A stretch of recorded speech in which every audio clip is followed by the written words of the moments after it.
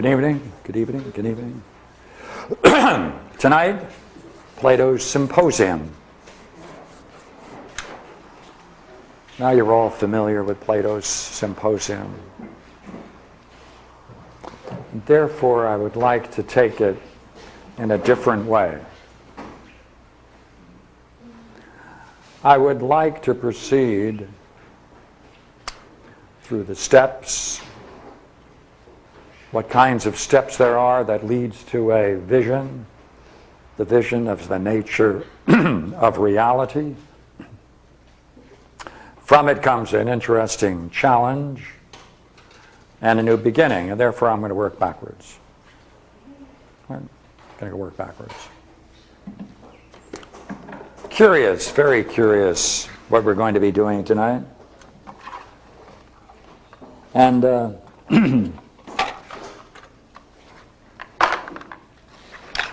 with a piece of chalk and a blackboard, we can do anything. So, I would like, therefore, to start with the challenge and the new beginning. Now, we'll go over this later, but essentially, Plato has two descriptions of the steps, a brief form and a more extended exploration of the steps or the stages. In any case, it culminates in a vision which is available only to the mind only. And that vision, therefore, is of the nature of ultimate reality.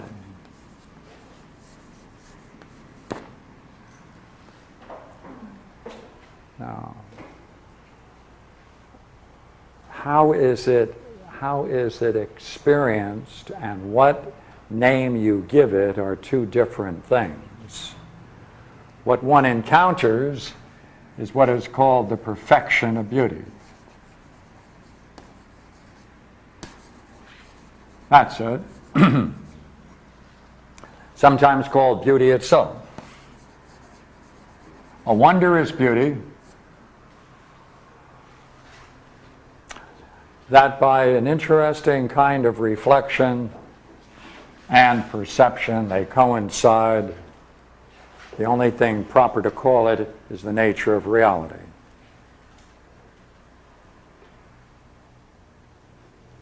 Now, I'd like to get into the challenge and the new beginning. Now, Socrates is relating this great speech on the nature of beauty in a speech which is, the way he structures it, as a recollection from his teacher, Diotima. So Diotima of Mantinea is his teacher, and he's recollecting this entire speech he's giving before his friends. And it is her communication to him that forms the substance of this entire speech. But in it is a very, very curious statement which I'm going to share with you.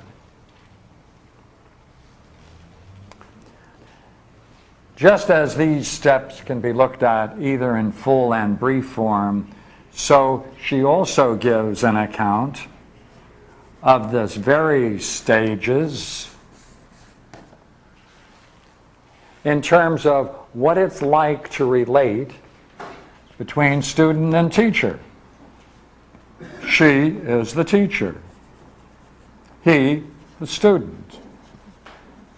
Socrates is recollecting the entire speech, presumably back from his early days. It's the way she describes their relationship that is most interesting, that I would like to get into, because behind it then comes a new beginning.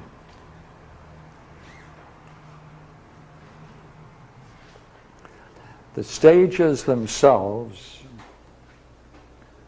are cut. You can cut it right in half. The first part is the physical. The second part deals with reflections on the nature of society, and therefore it becomes more and more into the realm of the mind. So it's physical versus entering into understanding different kinds of beauty. Now, the brief description of this is very simple. She then gives the discussion of this entire vision, going step by step up these steps, and she describes that. And then she compacts it into a very brief statement of maybe 4 or 5 steps, and that's all. I'd like to start with that. Right? The first is, all right, what must happen? You must love one body.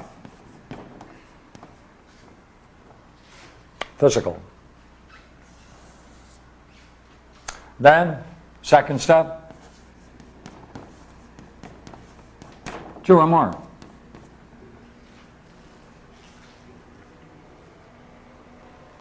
Then it moves into the mind. Now you must now seek to understand the beauty in pursuits and customs of our people.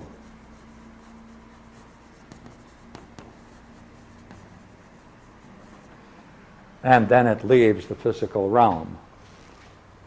Now, I would like to leave this exploration just with a literal statement of what's going on in his account of the student-teacher relationship, because it doesn't pick up here into the realm of the mind. It picks up right from here. Therefore, I thought I'd read it to you. And therefore, we can see the psychological aspect of it, as well as the physical side to it, as it proceeds through these stages. Now, for those who are interested in following this up, this is called 209B, the Stephanus numbering system.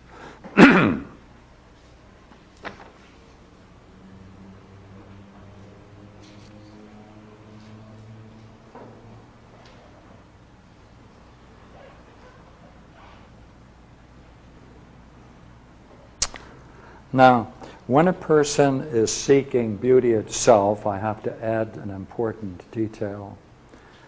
And that is, they are said to be pregnant in their soul. Right? And there, of course, is a beautiful picture of a pregnant soul. Right? For those of you who aren't familiar with pregnant souls. You said those seeking beauty are pregnant. Those who are involved in this kind of pursuit, right? It is assumed that they already are pregnant in their soul and they're seeking somewhere and somehow to beget it. There is something in the soul that must be born, that must be begotten, and therefore later must be raised as well as nurtured and raised. Doesn't it say that all men are pregnant in the soul? That's what's curious about this work. So then, let me read for you, all right? Well, that would be different than someone that's seeking But beauty. louder, please. That would be different than someone that's seeking beauty. All men? That means even those that aren't seeking. Well, all men seek beauty.